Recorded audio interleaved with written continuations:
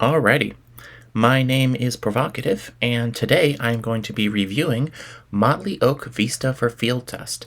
This is a bit of a smaller set that user Pipsqueak is submitting for the field test. I'm not quite sure how many cards it is exactly, but I know it is on the smaller side. So we're just going to go ahead and go right through it. We are evaluating this for constructed, and yeah, let's get started. Starting off with Carmichael Ingenue, 1 white for a 2/1 creature human actor. It has lifelink, and when Carmichael Ingenue dies, network. We'll get to network in a moment, but I do want to note that I don't believe this set currently has a limited, so we're going to be evaluating every single card as though it were intended for constructed, just to be safe. Now, let's go ahead and get into network. Whenever you network, you get a star, and as a sorcerer, you can spend 5 stars to call in a favor. Here are our favors. We have Big Break, which creates 3 treasure tokens and gains 6 life. Hot Gossip, which draws 3 cards, then discards a card. The Latest Trends, which distributes 4 counters in any combination of loyalty or +1/+1 among permanents you control. Well-Paid Protection, which creates a 4/4 Black Warrior creature token. And Friends in High Places, which searches your library and or sideboard for a Planeswalker card, reveals it, and puts it into your hand, and then you shuffle. All of them can be very potent in the right situations. The treasures and life can be nice early or late, depending. Drawing 3 cards and then discarding, always good. 4 counters to buff up your board, or maybe ultimate a Planeswalker, solid. 4/4, just a good, solid stat line. And obviously, going and grabbing a really powerful Planeswalker is always going to be nice. There's a reason this one's at the end, because personally, I think it's the splashiest of the options. Very cool. So, now that we know what it does, I don't think the Ingenue quite gets there. I mean, don't get me wrong, networking is quite good, but just as a one-time effect on a death trigger, I don't quite think we want it. The Chosen of the Ghosts is 2 and a white for an enchantment saga. The first chapter reads, destroy up to 1 target tapped creature. The second chapter reads, create a 1/1 actor creature token that's all colors. And the third chapter reads, put a +1/+1 counter on each creature you control. Solid little effect, Destroying a tapped creature is usually worth around 1 to 2 mana, so getting it for your first chapter is pretty solid on a 3-mana saga. The 1/1 actor token's probably worth about less than 1 mana. However, being all colors could certainly be relevant. We have had mechanics before that care about the number of colors among permanents you control. I mean, Vivid in the recent Lorwyn Eclipse set from Canon would definitely benefit from this. And then put a +1/+1 counter in each creature you control. That affects about 2 mana. So adding it all up, you get a pretty good amount of mana for the cost. So I think this saga has some potential. Next, we have City of Angels, a 3 white enchantment that says, at the beginning of each opponent's end step, if you didn't lose life this turn, network. And whenever you call in a favor, create a 4/4 white angel creature token with flying and vigilance. This is a very solid little enchantment. Just being able to network once you have the game at least a little bit locked down, and when you're not losing life on your opponent's turns anymore, the networking is going to be nice. And then whenever you call in a favor, you get an entire Sarah Angel out of it. I do think this might be a little bit slow, because you need to already not be winning the game, but at least be stalemated for this to have any value. But if you can start networking like more than once consistently, this card's really going to pop off. Game Day is 2 and a white for an enchantment saga. The first and second chapter put a +1/+1 counter on up to 1 target creature you control, and then the third chapter has creatures you control get +1/+1 and gain vigilance until end of turn. Now, I did say there weren't going to be draft chaff for this set, but unfortunately, I do think this is sort of the draft common power level. This isn't really a constructed card. In the Arms of Angels is 1 and a white for an enchantment aura. It has flash and enchant creature. If you control enchanted creature, it gets +1/+1 and has flying. Otherwise, it has defender. Flash 2 mana and auras can be nice. +1/+1 flying is a decent buff, and defender can be relevant as well. But you really would want this effect to be like 1 mana to have any chance of seeing constructed play, unfortunately. Inconspicuous Evasion is 1 and a white for an instant. You may remove 2 loyalty counters from a white planeswalker you control rather than pay the spell's mana cost. Target permanent you control gains indestructible until end turn. Prevent all damage that we deal to it this turn. This is a very solid card. You can go ahead. It's just a base. It's a 2 mana indestructible that also prevents damage. So that works with your planeswalkers, your creatures, your artifacts, enchantments, whatever you want to protect. As long as it's not exiling, you are going to be okay. And you can just free cast it. Like 2 mana is probably a bit above the normal cost, but 0 mana is definitely below the normal cost. And you don't even have to give up any resources. You just have to control a planeswalker.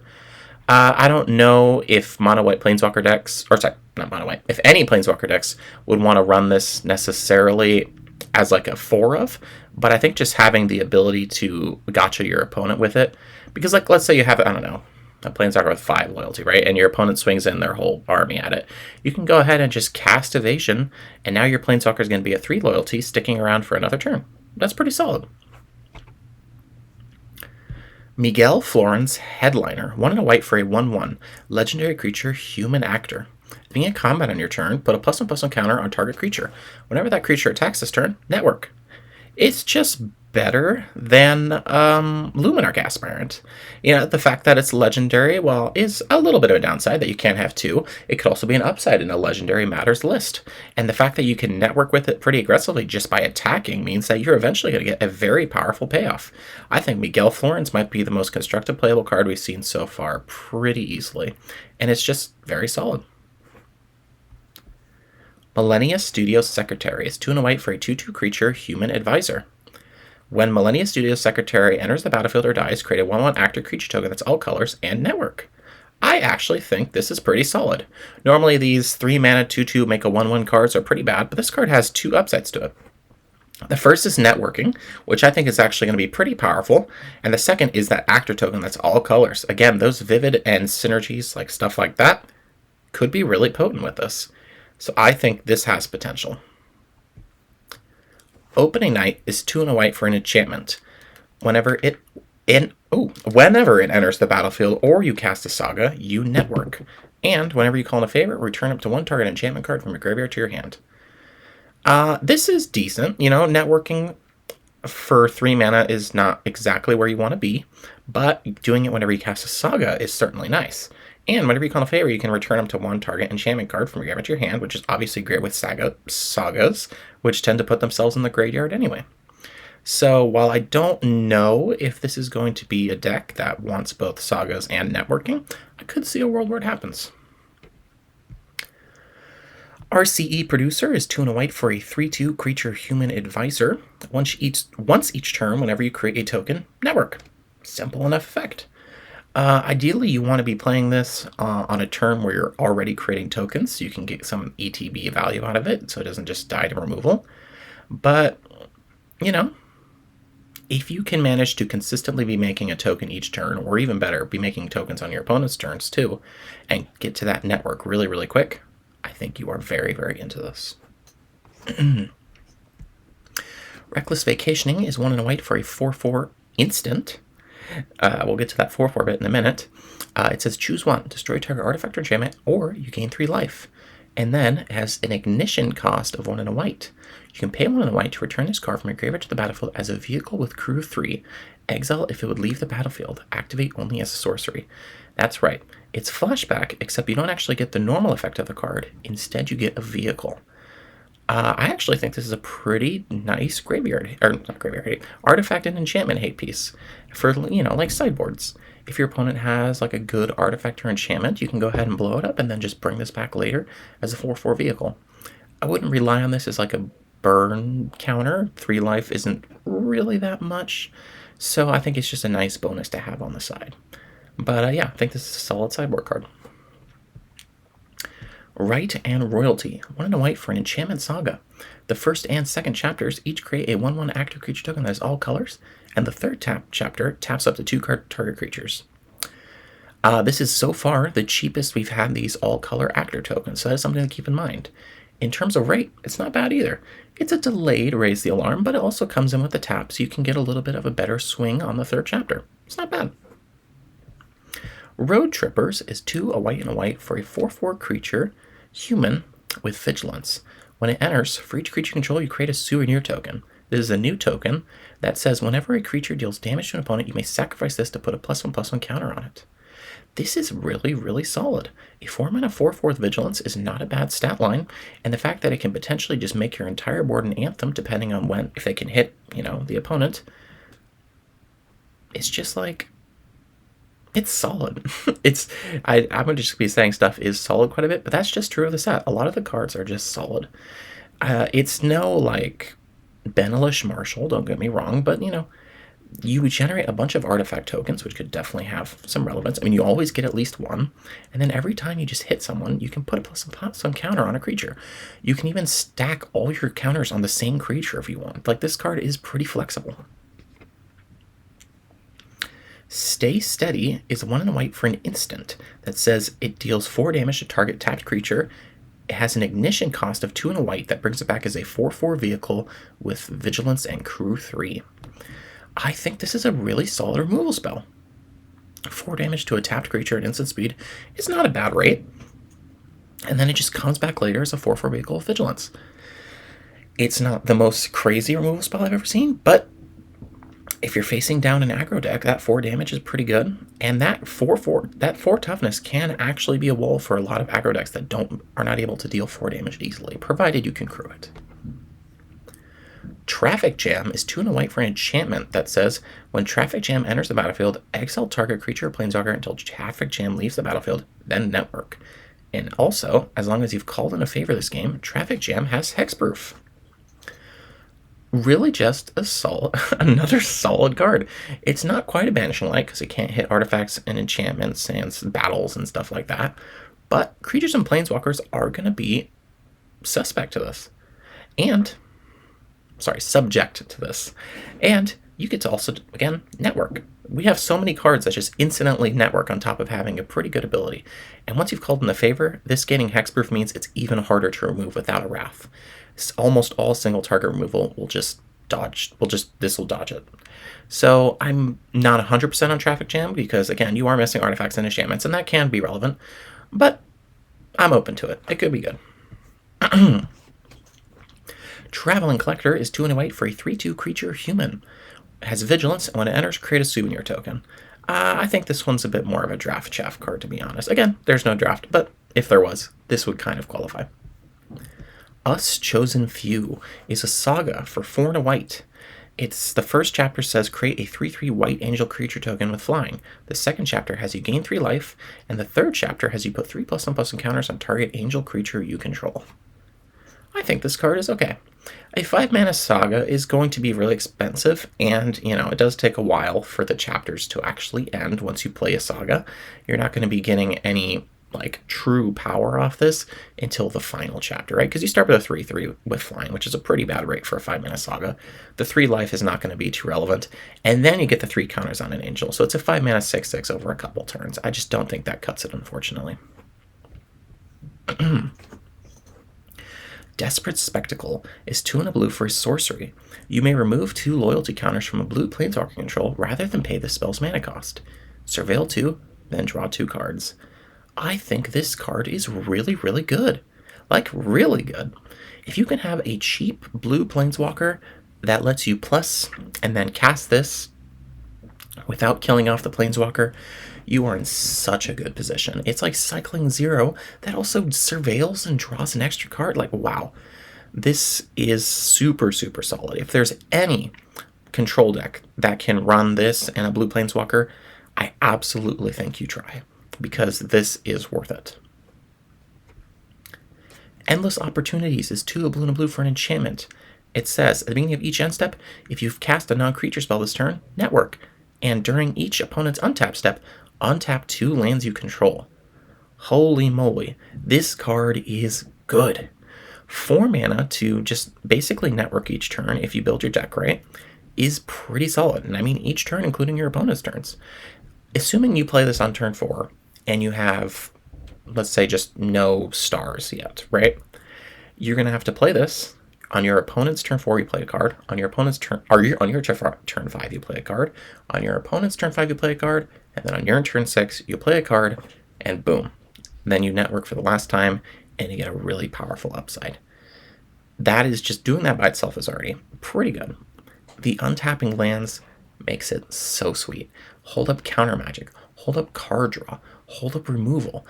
There are so many options here. Teferi Hero of Dominaria is a pretty good cannon card that lets you +1 to draw a card and untap 2 lands. And this also lets you do that. You don't get to draw the card, but the networking is pretty similar. So yeah, I am very hyped for Endless Opportunities. The Fairy Queen is a 2 and a blue saga. That's Chapter 1 says, exile target creature or planeswalker control, then return it to the battlefield under your control. Chapter 2 says the same, and Chapter 3 has you network twice. I do believe there's a little bit of an RT error there as well, but that's okay.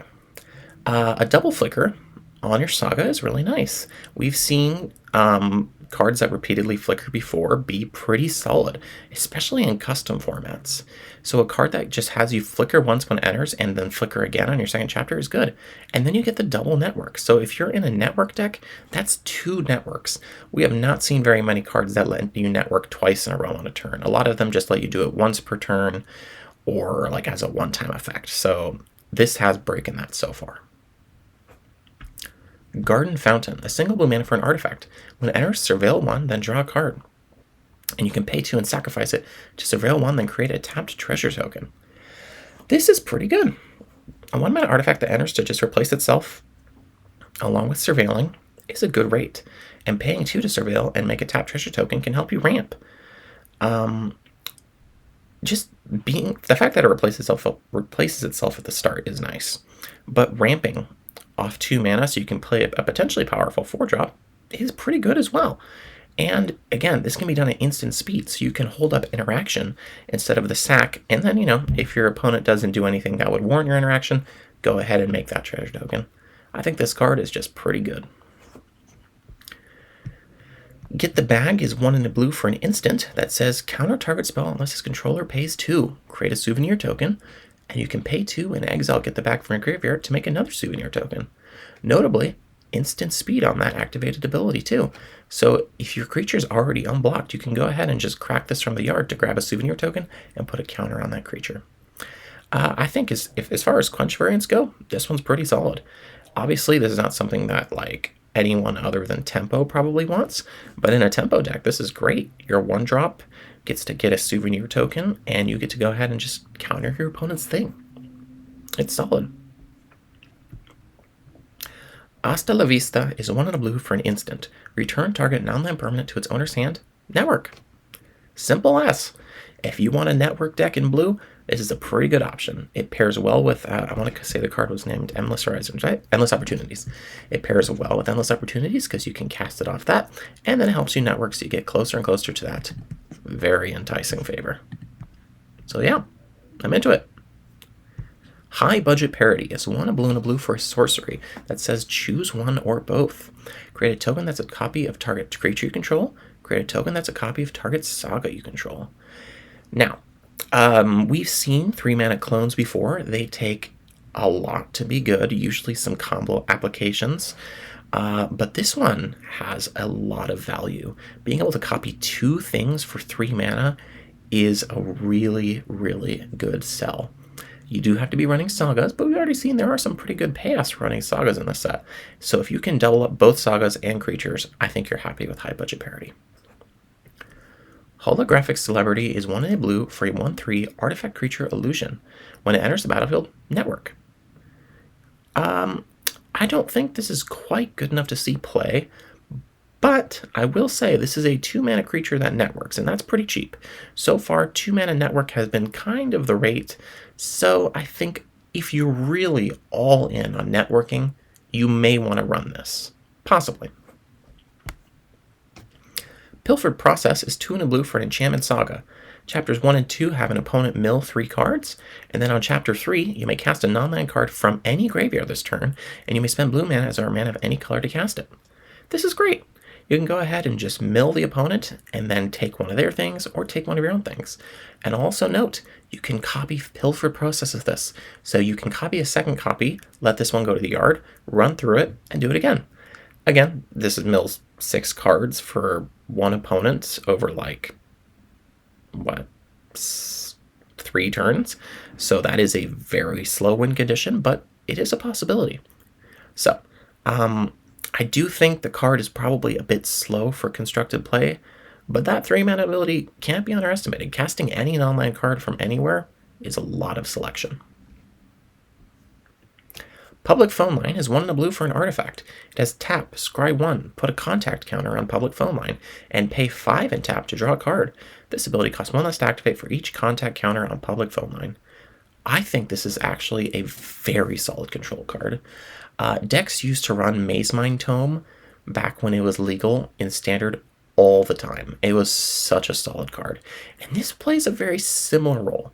It doesn't let you draw cards as early, but it does still let you scry for free.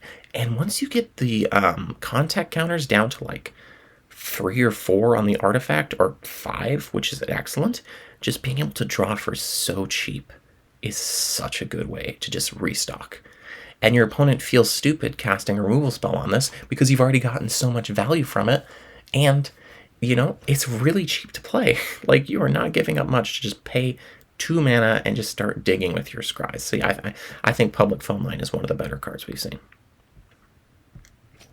Routine Inspection is a single blue mana for a sorcery. You mill 2 cards, then draw a card, and it has the ignition cost of 1 and a blue to return it to the battlefield as a 3/3 flying vehicle with crew 3.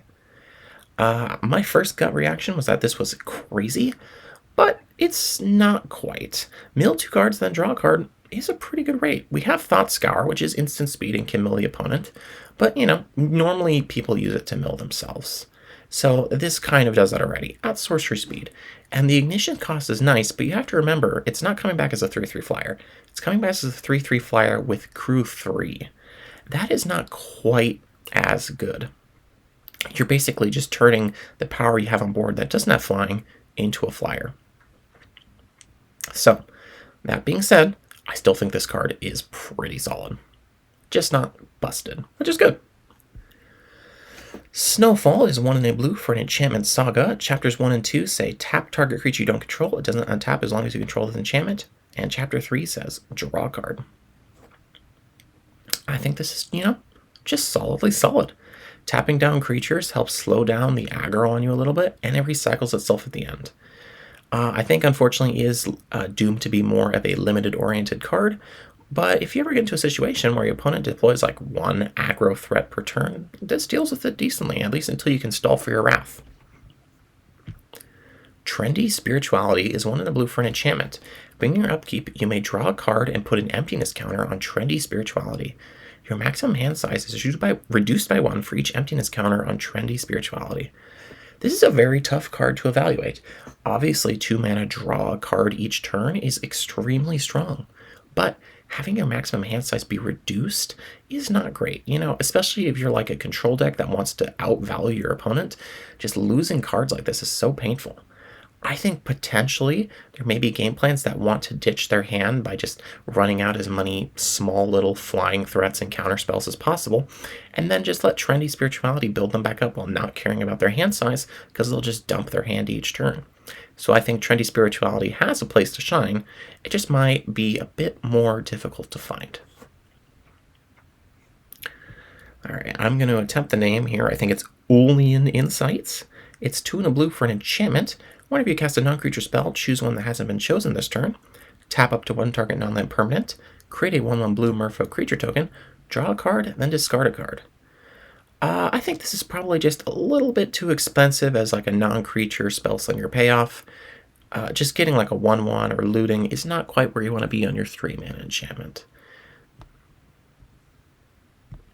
Ambulance Chaser is 1 and a black for a 1/1 creature demon scout with Death Touch.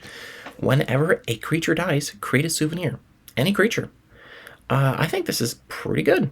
Any creature dying you make an artifact token is bound to have synergies. So many decks care about just having artifact tokens lying around, and this generates them like candy. And obviously, sacrificing them to put a counter on something is nice too. If you just kill 1 or 2 things and make this like a 3/3, you're very happy with how this has turned out so far. So yeah, I think Ambulance Chaser is pretty solid. The Carmichael Awards is 1 a black and a black for a legendary enchantment. Whenever you lose life for the first time each turn, network. And when you call in a favor, if you called in 5 favor this game, you win the game. So, I want to say this is good. I really do. But I just don't think it is. Losing life is not that hard. Obviously, you can enable it yourself with like fetch lands and black draw spells and stuff.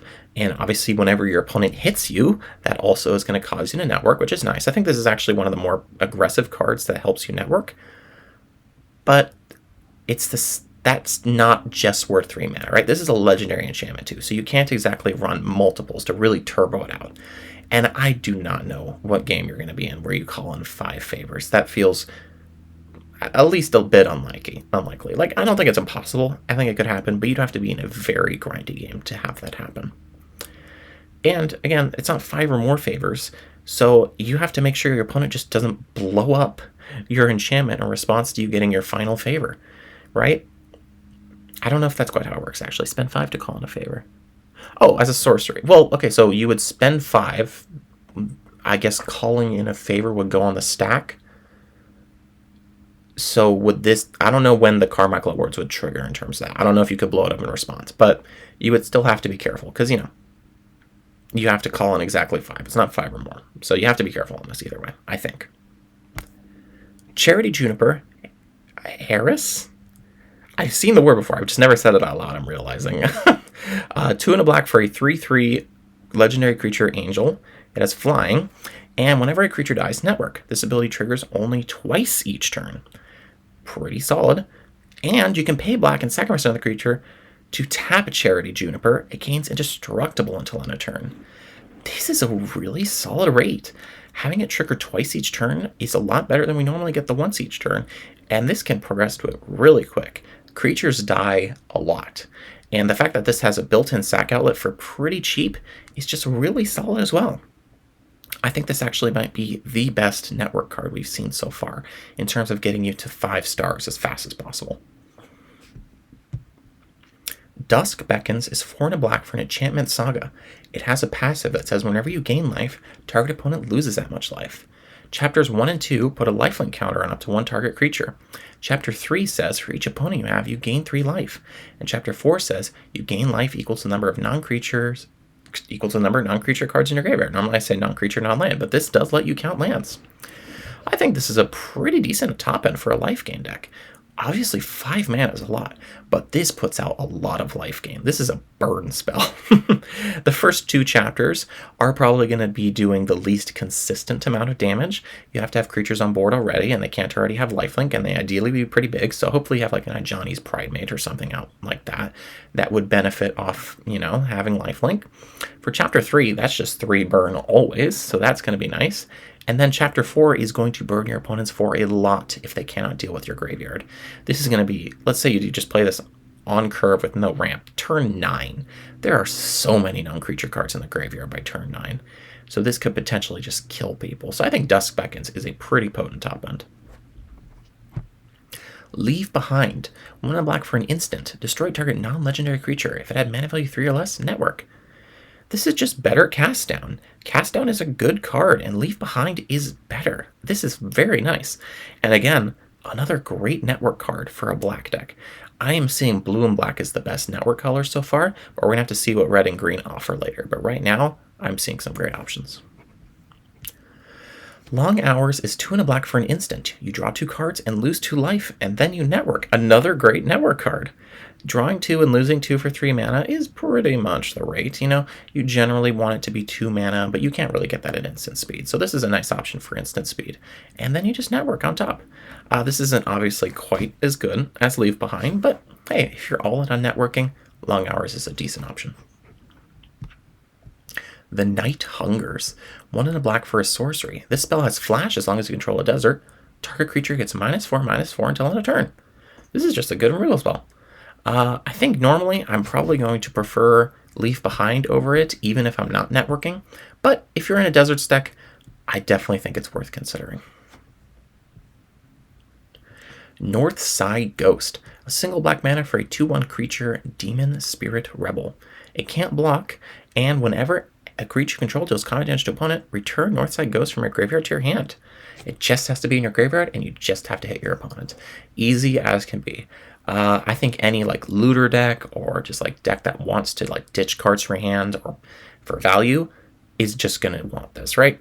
And obviously, it's like some black aggro decks can want it as well. If you have 2 copies of Northside Ghost, they can just keep recurring each other if your opponent can't stop them from hitting. Like, it's just solid. Solid little 1-drop. Oak Grove Scion is 1 in a black for a 2/1 creature, Angel Noble. It has flying, it can't block, and whenever it attacks, network. I think this is actually not bad. 2 mana 2/1 that networks once each turn, and it's a flyer so it can chip in for some damage. That's a pretty decent rate. It's like not the best network card we've seen, but it's not bad. On the Grind, black and a black for an enchantment that's a Sabotage. Whenever you cast a spell that targets an opponent or a permanent an opponent controls, put a mastery counter on this enchantment. Then each player loses life equal to the number of counters on it. You can pay black and sacrifice this to draw a card. This is a tough one to evaluate, because it's sort of like committing a crime from canon, though not really. But you do you get the mastery counters. You get it's not like a once per turn or anything. You can get as many as you want, and then each player loses life. So you have to be careful here not to accidentally draw with your opponent. You can't sack it to draw a card, so that way you can, kind of have like a safety net, so you don't just kill both of you instead of just killing your opponent. This would be a good way to get your opponent down really weak, and then, cast a lightning bolt on them. I mean, you already are casting spells that target them, right? Yeah, I could see it being decent. Oni Shoplifter, 1 in a black for a creature, demon rogue. When it enters the battlefield, you draw a card and lose 1 life. When it dies, you make a treasure token. Yeah, this is just a really good rate. 2 mana 1/1 that draws a card when it enters has seen play many times before. And the fact that it dies to make a treasure token is just really good gravy on top. I would be shocked if this didn't see any play in like aristocrats lists or just like value lists. This is great. Skate or Die, 1 in a black for an enchantment. When this enchantment enters, mill 3 cards. When you do, return up to 1 target creature or planeswalker card from your graveyard to your hand. And Sabotage. Whenever opponent or permanent opponent controls becomes the target of a spell you control, return this enchantment to its owner's hand. Yeah, this is solid. 2 mana cantrip that you can buy back by just targeting your opponent's things. Especially if you're grabbing creatures and planeswalkers that can target your opponent's things. That would just be an extra good bonus. Yeah, this is solid. Smash and Grab, 1 in a black for a sorcery. Target opponent reveals their hand, choose a non-land card revealed this way, that player discards that card. And then it has Ignition for a single mana to make a 3/3 vehicle with crew 3. Interesting. So it's Pilfer, but with Ignition. So we already know Pilfer is a pretty decent card, so adding Ignition to that is all upside. The 3/3 vehicle with crew 3, it's not impossible to find value at that. Like, it is sackable. You can combine your power on board in a different way. Like, you have a bunch of tokens and your opponent has a 2/2. You can now swing in with the 3/3 to get through that 2/2. So yeah, there are definitely avenues where this could be good. Sway of the Dark Church, 2 a black and a black for a sorcery. Each player sacrifices 2 creatures, network, then network again if if a creature you control died this turn. Another really good black network card. You can just, in a grindy mid-range matchup, you can just kill your opponent's things, network twice when you sacrifice like your little fodder. Hey, what would be really nice with this? This one right here. That's great. Yeah, so Sway of the Dark Church can absolutely just get you some great network value too. I'm really liking this mono black or like Dimir network deck. It has some solid support so far. Tasteless Violence is 1 a black and a black for a sorcery. You may remove 2 loyalty counters from a black planeswalker control rather than pay this spell's mana cost.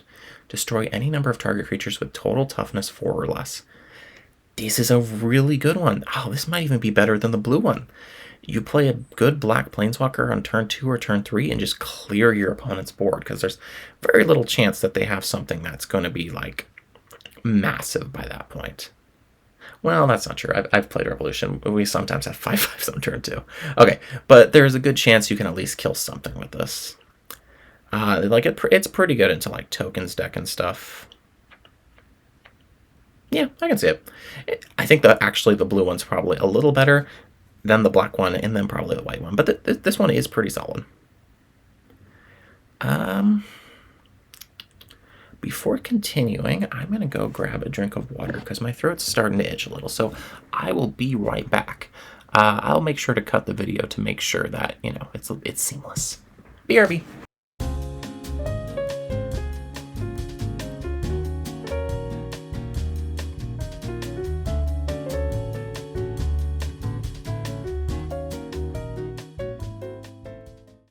Alrighty, I have returned with Throat Sated, and we're going to go ahead and get back into this. Starting with red, we have Bum a Light.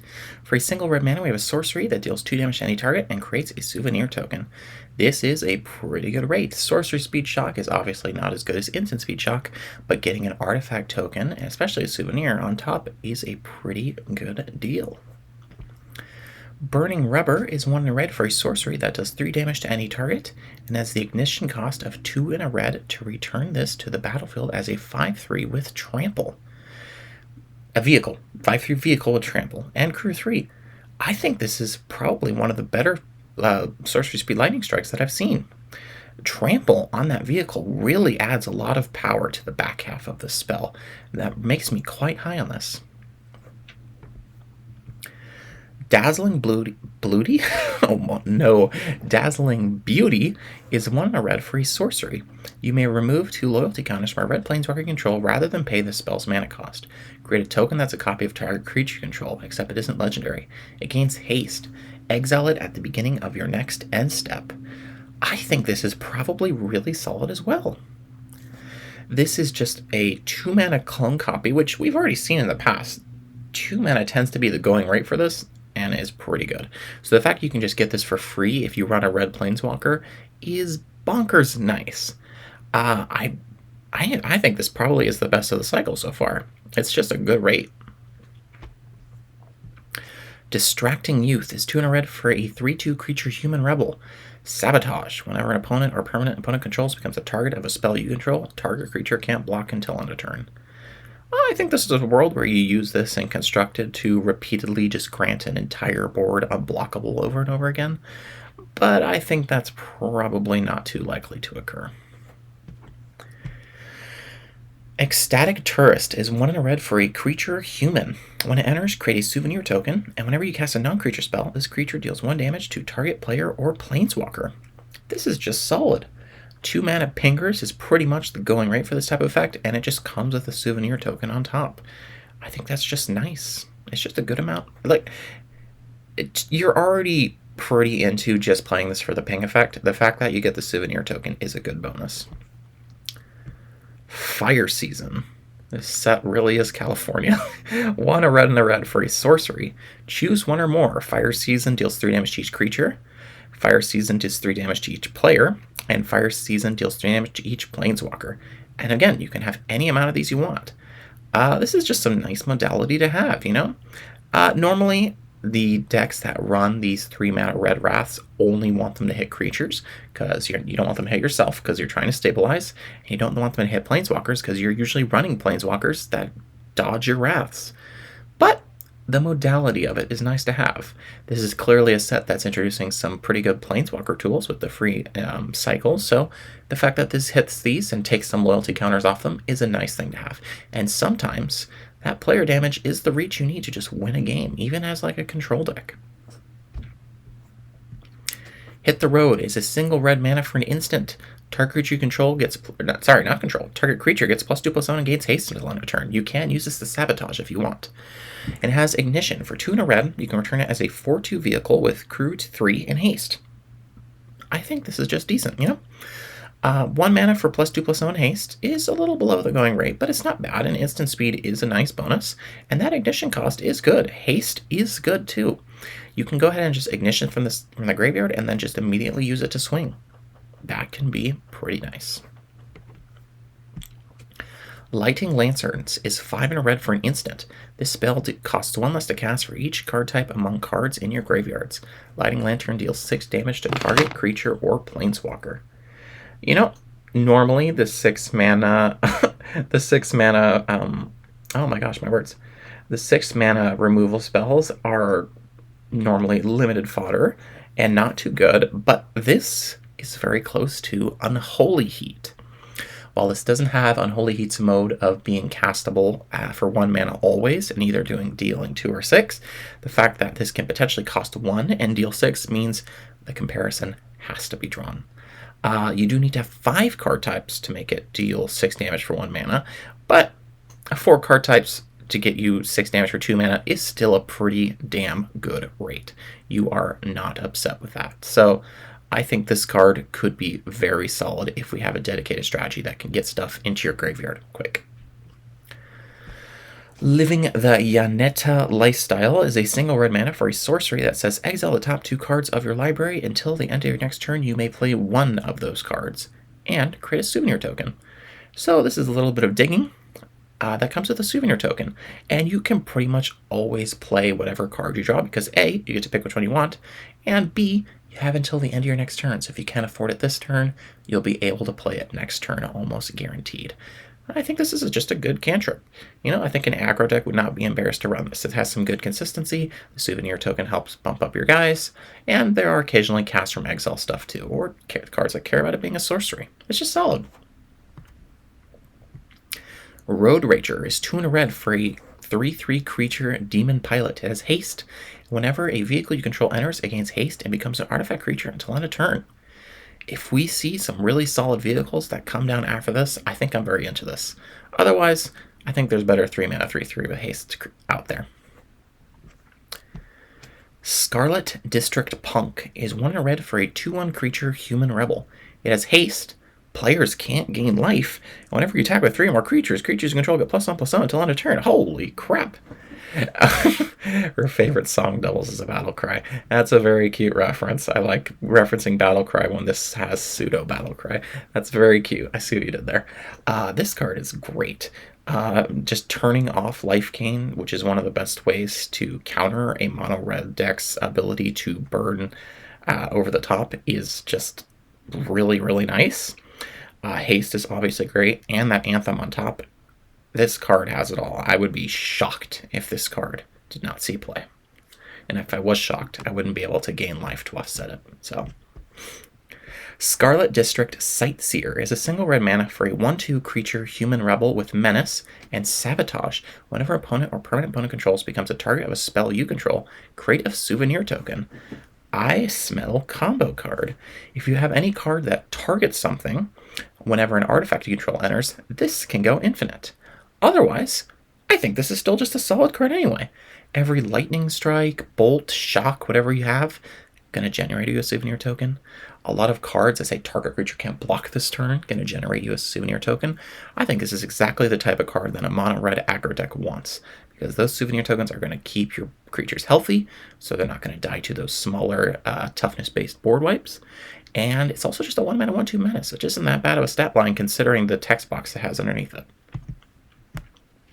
Sunset Chaser is 1 and a red for a creature human pilot. It's a 3/1, and when it enters, you may discard a card. If you do, draw a card.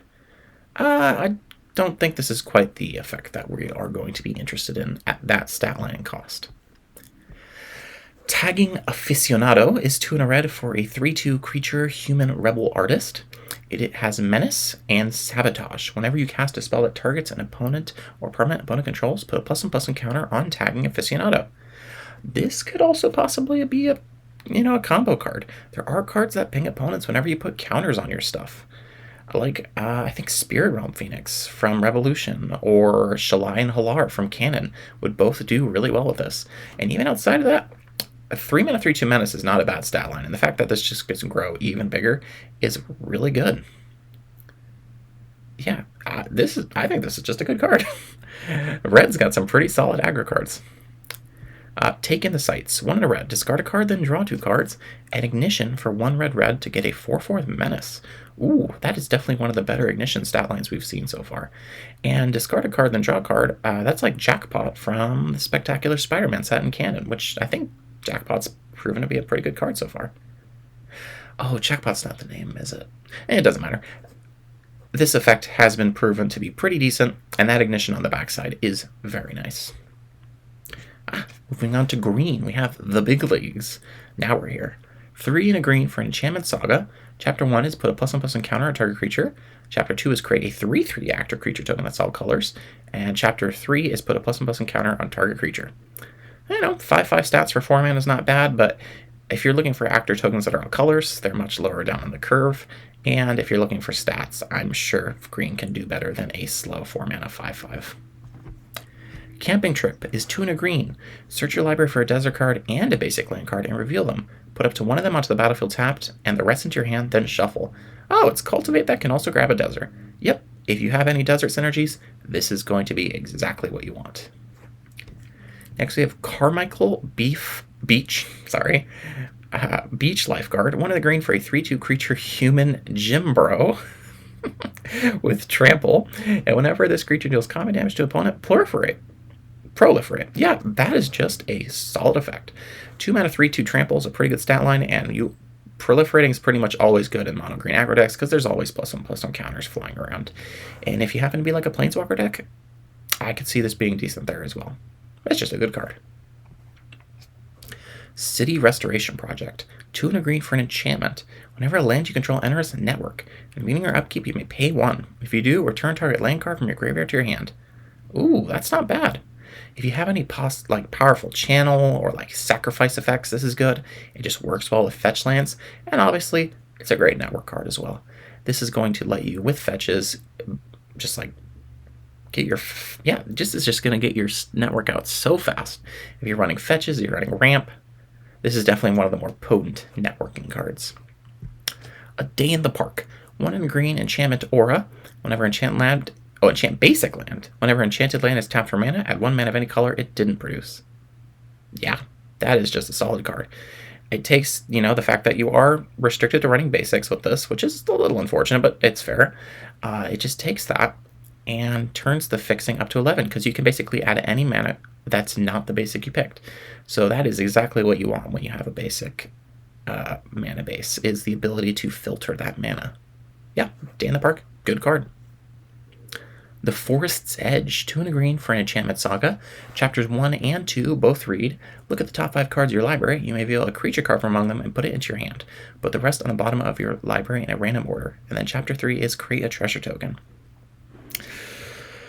I think this is going to be a little slow.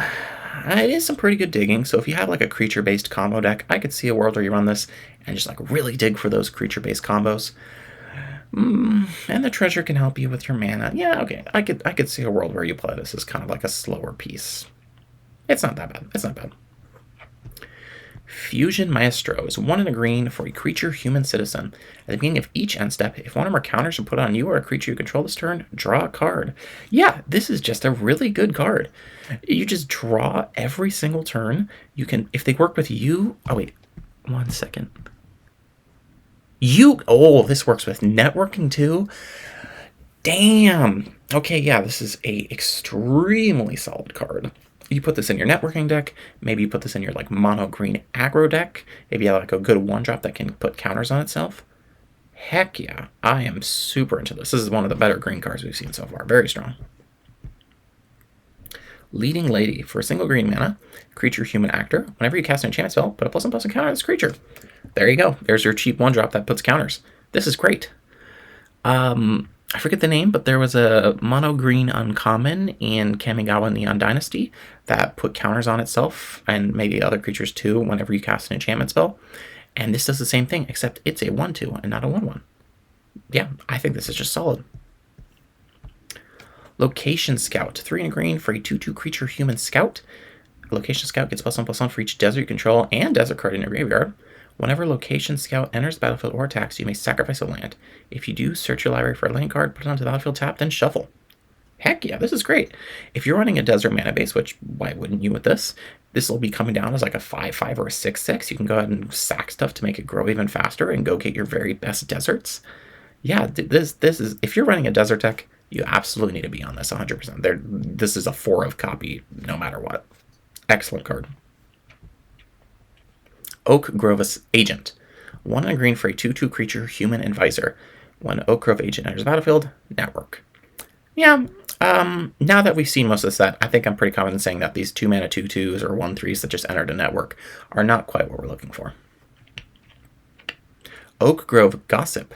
Single green mana for a sorcery. Search your library for a basic land card, reveal it, put it into your hand, then shuffle. Network. Yep, that is just good.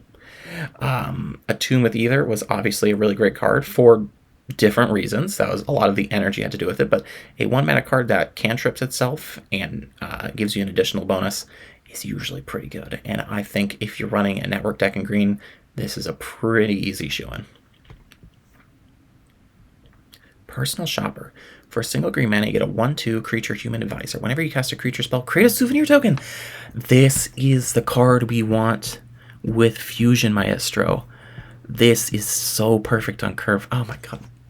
I wish I had this in Rev. This card is so sweet. Oh, that might be my favorite card in the set. It's so simple, but it's so sweet. Anytime you cast any creature spell, boom, souvenir token, swing in, hit with this, it becomes a 2/3. Becomes a 3/4, 4/5, bigger. And you can just distribute the counters. Oh man, that is so sweet. One of my favorite cards. Love it. Princess Alel, I'm going to say. 2 and a green for a legendary creature, Merfolk Noble. It's a 3/2. When this creature enters, and whenever you cast another creature spell, Network, as long as you called in a favor of this game, this creature gets a +3/+3. Yeah, that's not bad. Networks when it enters. Whenever you cast another creature spell, you get more networking. So you can probably have this generate a favor pretty quick, maybe within like a turn or two of it entering. And then just becoming a 6/5 after that. Solid stat line. Yeah, pretty good card.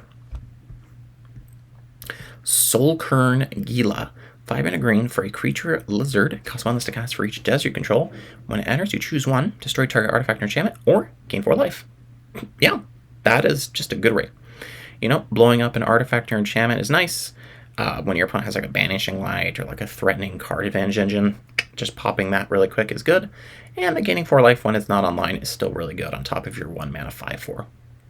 If you can manage to, even just getting this out on curve, like you can play this if you have if there's untapped deserts in the set, which we'll see at the end what our desert count is, but if you just play 3 deserts in a row, this is a 3 mana 5/4 that blows up your opponent's artifacts or enchantments. Like that is just a great rate. So we're gonna have to see what the desert situation is looking like. Unwavering Exploration. 1 and a green for a sorcery. You may remove 2 loyalty counters from a green planeswalker control rather than pay the spell's mana cost. Return target card from your graveyard to your hand. Huh. That is very solid. 2 mana is the going rate for this effect anyway, so the fact you can just get it for free sometimes is very good. Man, that is tough to evaluate. Because obviously just returning anything is super, super good. But is it... Because, let's be honest, green planeswalkers tend to be like on the weaker side of things. They're not always the most playable because they don't lend themselves to what planeswalkers are usually good at. But don't get me wrong, there have absolutely been ones that I've seen play. But, man, I'm having trouble imagining where you would want this, but I'm sure there's a place. The card is still really good.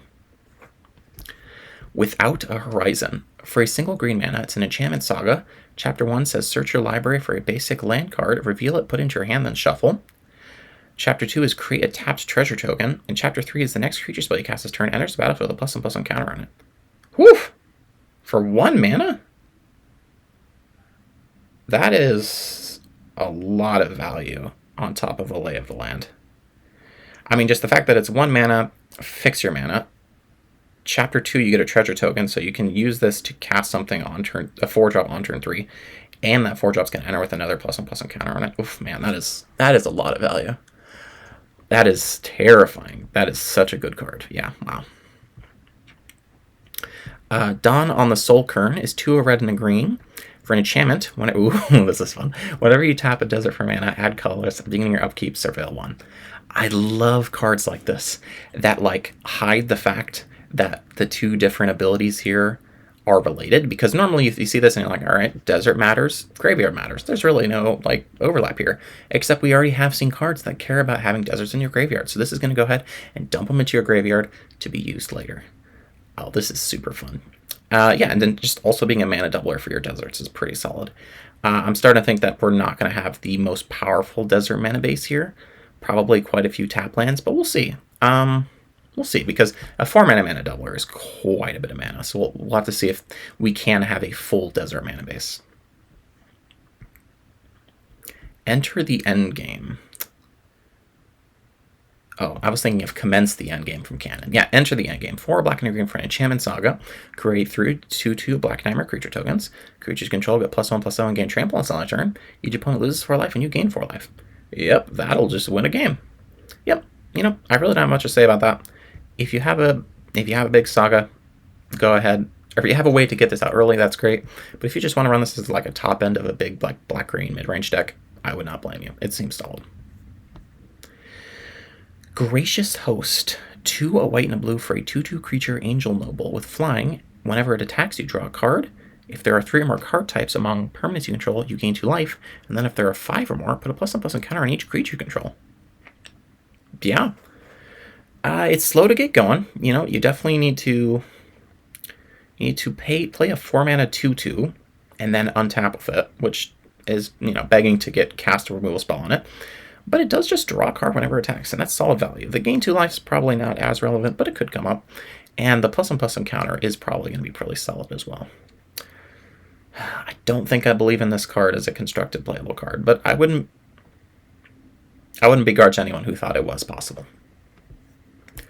Public Enemy. 1 black-red for a 2/2 creature human rebel. Whenever one or more rebels you control attack, you draw a card and you lose 1 life. Ooh, I didn't think Rebel Typo was going to be in the set. I might have to go back and check what the rebels are. Whenever opponent or permanent opponent controls becomes a target of a spell you control, create a 2/2 red rebel creature token. Ooh, that's a really good card. That is a really good card. Wait a minute. Let me go back and check something in red really quick. Whenever you cast an creature. Okay, no, we're good. There's definitely ways that this could probably be turned into a combo card, like whenever a creature control enters, deals 1 damage to any target, or 1 damage to target creature, 1 damage to target player, or, anything that targets could potentially be very strong here. But, yeah, I think this is just a really freaking good card, even without combo applications. Drawing a card and losing 1 life whenever you attack with one of the rebels, which if you build your deck correctly, you hopefully can play a rebel turn 2 and then attack after playing this turn 3. And just generating 2/2s constantly, also very solid. Yeah, Public Enemy seems great. Rising Star. 1 a green and a white for a 3/2 creature human actor. When Rising Star enters the battlefield, reveal the top 5 cards of your library. You may put an enchantment card from among them into your hand, and the rest on the bottom of your library in any order. When Rising Star dies, you may return target saga card from your graveyard to your hand. Sure, yeah, good card. Enters to go ahead and grab an enchantment, so 3 mana 3/2 that draws a card, you're already pretty happy. And when it dies, it draws another card if you had any sagas go to your graveyard, which, they tend to do. So yeah, that's good. I'm into it. Viral Marketing. Black and a green for a sorcery. Search your library for a saga card, reveal it, put it into your hand, then shuffle. 2 mana, yeah, that's good. 3 black-green, sacrifice a creature, exile Viral Marketing from your graveyard, put a saga from your hand or graveyard onto the battlefield, activate only as a sorcery. Heck yeah, okay. So 2 mana tutor a saga, I feel like that would probably be the rate, right? Like just 2 mana grab a saga, I would probably call that about 2 mana, yeah. So the fact that you get the 5 mana mode on the back is pretty good. Sacrificing a creature is a small hoop, but it is certainly a hoop, but it's not that bad, and you can cheat some pretty good stuff into play. We had that 4 black-green saga. If you're getting that back from your graveyard after already having played it once especially, you are pretty happy. Yeah, I think Viral Marketing is good. We're getting into our lands. Joshua Tree Pass. It is a land desert. You can tap it to add colorless or tap to add 2 mana of any one color, but only if you control 4 or more deserts. That's not bad. If we can get a density of deserts, and this itself is a desert, just turning this into a soul land is really potent. I doubt this is going to be where you want to be, but if you just play 4 of these in a row, that's 8 mana turn 4. That's obviously the best case scenario, but you're not mad if that's 5 mana turn 4 or 6 mana turn 4. That's pretty good. Luxurious Estate. Oh, this is a reprint from, I want to say MSCM or Revolution, one of those two. As it enters, you may pay 2 life. If you don't, it enters the battlefield tapped. You can tap to add colorless or tap to pay 1 life and add 1 mana of any color. Just a good card for fixing purposes. It's going to cost you life, but it's going to do a very good job of fixing your mana. Soulkern Highway enters the battlefield tapped. As it enters, you can choose a color. Soulkern Highway and other deserts you control have tap, add 1 mana of the chosen color. Now that is a very good fixing land as well. If you are going all in on deserts, Soulkern Highway is exactly where you want to be. Yeah, that is a solid desert. Sun-Touched Bluffs. Land desert, enters battlefield with a charge counter on it, tap, add colorless, remove a charge counter from Sun-Touched Bluffs, add 1 mana of any color. Yeah, that's another pretty good desert. Enters untapped, fixes you once, colorless otherwise, but don't worry. It's sticking around with the Soulkern Highway to be enabled, and Joshua Tree Pass is also going to help it out. So yeah, I think Sunshine Bluffs, probably the worst of these 3 deserts, but still a good desert that you would run. Oh, we got more monocolor card. Okay, yeah, we have Planeswalkers at the end. That makes sense. Okay. Azamir Among the Angels. 8 mana. Oh, I played this card last field test. Okay, 8 mana colorless. It's a legendary Planeswalker with 7 loyalty. It is an Azamir Planeswalker. Whenever a creature controlled deals combat damage to an opponent, you may cast a card exile with Azamir without paying its mana cost. You can gain 2 loyalty to create a 3/3 white angel creature token with flying. Exile the top card of your own library. You can pay 3 loyalty to exile up to 3 cards you own from outside the game.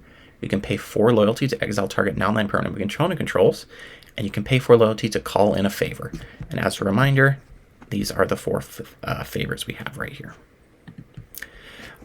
You're pretty much almost exclusively cheating out Azamir, but when you do cheat out Azamir, he is a very potent win condition. Just going to generate tokens, generate a bunch of free value, and as long as you're hitting your opponent, you are getting some free cards that could potentially be very big. Ryan Opal is Calamity Smith. 4 and a red for a legendary Planeswalker. Opal has 4 loyalty. Whenever you activate one of Ryan Opal's abilities, you may discard a land card. If you do, copy that ability. You may choose new targets for the copy. The +2 is create a treasure token or discard a land card to create 2 treasure tokens. The +1 is exile a top card of your library. You may play it until the end of your next turn, or discard a card to exile the top 2 and play until next turn. And the -2 is 3 damage to any target, or -2 and discard a card to deal 3 damage to any target twice. A 6 damage from hand is not bad, especially if you can do it twice in a row. That's potentially just 12 damage off this Planeswalker. I think that's pretty solid. Again, you do have to discard land cards, but I think that's a very fair price to fair price to pay for a 5 mana Planeswalker. So yeah, I think this is a decent top end for like a big red deck. An Accidental Anarchist, 2 black-red for a 5 loyalty Planeswalker. It's a legendary Planeswalker. Okis, for those who don't know, Okis is a sentient hat that I believe can shift forms and mind controls whoever puts the hat on. The 0 mana ability is each player creates a black enchantment token named Smog with, at the beginning of your upkeep, you lose 1 life. The -2 is gain control of target creature until end of turn. Untap it. It gains haste until end of turn. And the -3 is return target creature card with mana value 3 or less from a graveyard to the battlefield under your control. Yeah. It's a pretty solid selection of abilities. Definitely wants to be in some sort of like sacrifice deck, I think, because you can take advantage of the -2 and the -3 pretty well. Yeah. Good card. Armand, Wayward Killer. 1, a blue, a black, and a red for a 3 loyalty Planeswalker. It is a legendary Planeswalker, Armand. Whenever a permanent an opponent controls dies, put a loyalty counter on Armand, Wayward Killer. +1 is each opponent loses 3 life unless they sacrifice an online permanent or discard a card. -2 is Armand deals 3 damage divided as you choose among any number of targets. And -8 is target player mills 30 cards. I think the fact that it gains loyalties just from anything on the opponent's board dying is probably pretty solid. Every time your opponent fetches, or sacks a treasure token, or sacks a clue, or a blood, blah, blah, blah, blah, or just has like their board wiped, you're going to get a bunch of loyalty counters on Armand. The +1 even leans into that. If they choose to sack instead of losing 3 life or discarding a card, they're going to get punished. The -2 can easily just clear the board and make itself a free ability. And that -8 will kill people within 2 activations, guaranteed. And sometimes just within 1. So yeah, I think Armand is a pretty potent Planeswalker. Imani, Firestarter, is 2, a red, a green, and a white for a 3 loyalty Planeswalker. It is a legendary Planeswalker, Imani. Whenever you attack, put a +1/+1 counter on target creature you control and a loyalty counter on target Planeswalker you control. The +1 is put a +1/+1 counter on each creature you control. They gain vigilance and trample till end of turn. The -2 is create 2 1/1 actor creature tokens that are all colors. When you do, Imani deals X damage to any target, where X is the number of creatures you control. This is just a good mid-range Planeswalker. Or actually more of a stompy Planeswalker if you think about it. If you're playing stompy threats on curve all the way up until Imani, and then you just drop Imani, the +1 is great to punch through. -2 is great to just clear a thing or go upstairs. And that attack trigger can be nice as well. Isamu, Hapless Researcher, is 2 a black and a green for a 3 loyalty Planeswalker, legendary Planeswalker Isamu. You can +1 to mill 3 cards, then put a creature card from among them into your hand. The -2 says you may sacrifice a creature. If you do, search your library for a creature card with mana value less than or equal to 1 plus the sacrificed creature's mana value and put it onto the battlefield. Then shuffle. And the -6 gives you an emblem with tap and untap creature control. Return target creature card in your graveyard that shares a creature type with it to the battlefield. Huh. Well, that -6 can certainly win games. Very potent. The +1 and the -2 make a pretty good combo. The +1 can help you find creature cards. The -2 lets you just go ahead and sack creatures to go search your library for just like a thing to upgrade. It's basically like a birthing pod. Yeah, just a solid little guy. Jessica in her element. 2 a blue and a red for a legendary Planeswalker. Turin has 3 loyalty. Once each turn, whenever you cast an instant source spell of mana value 1, you may copy it. You may choose new targets for the copy. The +1 is Jessica deals 2 damage to each opponent, and the -2 is draw 2 cards, then discard 2 cards unless you discard an instant sorcerer's card. Yep, this is a Spellslinger Planeswalker through and through. It's going to go ahead and just double up all your shocks, your ops, and it's going to provide some burn and card selection. Yeah. It is just a very solid card. I cannot complain. Nora, Actress in Waiting. Green, white, blue for a legendary Planeswalker Nora with 2 loyalty. The +1 untaps up to 1 target land and up to 1 target non-land permanent. The 0 ability says you may distribute a +1/+1 counter, loyalty counter, charge counter, and or lore counter along any number of permanents you control. And the -6 gives you an emblem with you may cast spells as copies of non-land permanents on the battlefield and non-land cards in graveyards. Holy moly, that's quite the emblem. Yeah, this is just a really good card. That +1 is really solid. We've seen cards like Teferi, who slows the sunset, use that +1 or similar +1 to really potent stuff, and this comes down 1 turn earlier. That 0 is nice for just beefing up a creature, beefing up Nora herself, or just like putting like some advancement on your sagas. That's nice too. And if you ever get to that -6, I would find it hard to ever lose in that scenario because you can just start casting your best spells over and over again. Yeah, very solid Planeswalker for Bant. Tara and Eve Lying Low is 1 white, blue, black for a 4 loyalty Planeswalker, legendary Planeswalker Tara and Eve. I have actually seen this card before, I believe. I was a very big fan. +1, you draw a card, and then each player discards a card. For each non-land card discarded this way, each opponent loses 1 life. You can -2 to tap up to 1 target creature, then each opponent sacrifices a tap creature they control. That's my favorite of the abilities. And then the -8 says, until end of turn, you may play cards from your graveyard. If a card would be put into a graveyard this turn, exile it instead. This is just your classic 4-mana Planeswalker. +1 to draw a card, and you even get to punish your opponent by making them discard a card. You have to discard a card too, but you can try to angle it to make your opponent lose some life. The -2 just kills a creature, hopefully just the one, but you can use the tap to help manipulate what gets sacrificed. And that -8, while not probably winning the game, does get you pretty close by letting you just rebuy your graveyard for a turn. And I believe this is our final card, Tove, Modern Curiosity. Black, red, green for a legendary Planeswalker Tove with 3 starting loyalty. The +1 lets you search your library for a basic land card, reveal it, put it into your hand, then shuffle. The -3 has Tove deal X damage to any target, where X is the number of differently named lands you control. And the -6 says, until end of turn, you may play any number of lands. You draw up to 5 cards and lose that much life. Holy moly, what a great card. That 3 mana is just draw a card each turn. That 3 mana. That first loyalty ability is just draw a card each turn, which you don't see very often. And getting up lands is nice when the entire Planeswalker cares about lands. The -3 does just ping anything for like maybe possibly a pretty big chunk of damage. If you drop this in the late game and you've built your mana base correctly, this can just send 7 or 8 damage upstairs.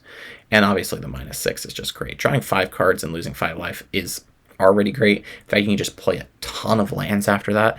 Potentially even combo from the graveyard if you have like a Crucible of Worlds and a fetch land. Yeah. This card is gas. Very into this. And then let me just confirm there's no other cards hiding behind the basics. Yep. Alrighty. So that was a review of Motley Oak Vista of Field Test fame. I really enjoyed this set. I think it's going to be quite fun. Uh, Unfortunately, I'm not in the same pool as a set, but I am looking forward to seeing how it does because there are just so many cool cards in this set. If I had to pick a favorite, I would probably. I think it is going to be Personal Shopper. It's a very simple effect, but it's so perfect. It's so much fun. All right, that is the video review. After this review goes up, I will be assembling a Word document of the cards that I think could be potential problems in the set, and I will forward those over to Pipsqueak. Thank you everyone so much for watching.